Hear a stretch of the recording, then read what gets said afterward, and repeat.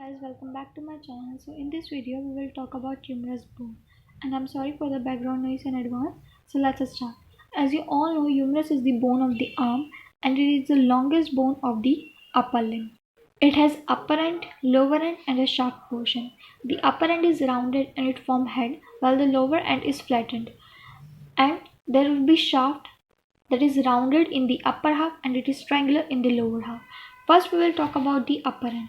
There will be head that articulate with the glenoid cavity of the scapula to form the shoulder joint. Second one is the anatomical neck. That is the line that separates the head from the upper end. Third one is the surgical neck. That is the line that separates the upper end of the humerus from the shaft. Third one is the lesser tubercle. That is an elevation that present on the anterior aspect.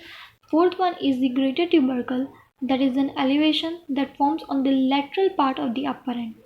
Then there will be intertubercular sulcus. It is a bicipital groove and it separates the lesser tubercle medially from the anterior part of the greater tubercle. Now we'll talk about the shaft portion.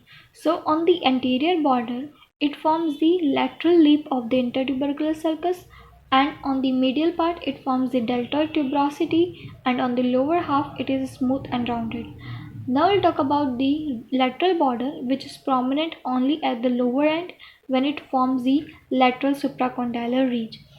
When we talk about the medial border, it forms the medial lip of the intertubercular sulcus, which is continuous below with the middle supracondylar ridge. On the anterolateral surface, it is covered by the deltoid and it is marked by the deltoid tuberosity. Behind the deltoid tuberosity, on the posterior aspect, radial groove is present. When we talk about the anteromedial surface, then there will be nutrient foramen is present along the medial border in the middle part. When we talk about the posterior surface is marked by an oblique ridge, and in the middle 1/3 radial groove is present. We will talk about lower end. Lower end forms the condyle, which is articular part and non-articular part. So we will talk about articular part and non-articular part in detail. So articular part consists of the capitulum and the trochlea. Capitulum articulates with the head of the radius, while the trochlea is a pulley shaped and it articulates with the trochlear notch of the ulna. Now we'll talk about the non-articular parts, which include medial epicondyle. Medial epicondyle is subcutaneous. Lateral epicondyle. Lateral epicondyle is smaller than the medial epicondyle and its anterolateral part has a muscular impression.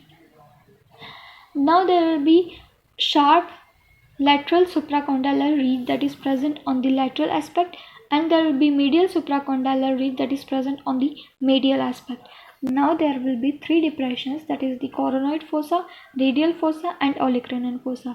Coronoid fossa and radial fossa present on the anterior side, while the olecranon fossa present on the posterior side. When we talk about the coronoid fossa, it is present on the anterior aspect of the trochlea and it helps in flexion of the elbow. When we talk about the radial fossa, it presents above the capitulum and it helps in the flexion of the elbow. When we talk about the olecranon fossa, it is present above the trochlea and it helps in elbow extension. So the coronoid fossa and the radial fossa present on the anterior aspect and helps in flexion of the elbow, while the olecranon fossa present on the posterior aspect and it helps in elbow extension. Now we'll talk about the nerves that are related to the humerus and are liable to the injury. First one is the axillary nerve that is present around the surgical neck. So whenever the injury or fracture is happen around the surgical neck, then the nerve that is most likely to be injured is the axillary nerve. Likewise, when the injury happens in the radial groove, the nerve that is liable to the injury is the radial nerve. When the injury happens behind the medial epicondyle, the nerve damaged will be ulnar nerve. When the injury happens around the lower end of the humerus, the nerve damaged will be median nerve. Now we will talk about the content of the intertubercular sulcus. So first one is the tendon of the long head of the biceps brachii, and second one is the ascending branch of the anterior circumflex humeral artery. Now we will talk about the axillary nerve. It is a mixed nerve. It has motor part also and it has sensory part also. When we talk about the motor part, it is supplied by the two muscles, that is the deltoid muscle and the teres minor muscle. When we talk about the sensory part, which gives sensation, and it supplies the skin over the lower part of the deltoid. When the damage happens to this sensory part of the axillary nerve, there will be condition called as the regimental anesthesia, which will cause sensory loss in the deltoid region. And the axillary nerve most commonly damaged in when there will be dislocation of the shoulder joint and when there will be fracture of the surgical neck of the humerus. Now we'll talk about the clinical significance. So there will be one primary center of ossification and 7 secondary center of ossification. When we talk about the fracture of the humerus and the nerves, so the fracture that is most common in the old age is the fracture of the surgical neck, in which axillary nerve is damaged. When we talk about the adult, the most common fracture is the fracture of the shaft, in which radial nerve is damaged. In the children's, most common fracture is the supracondylar fracture, in which the median nerve is damaged. When we talk about humerus dislocation, it most commonly dislocates in the anterior-inferior direction.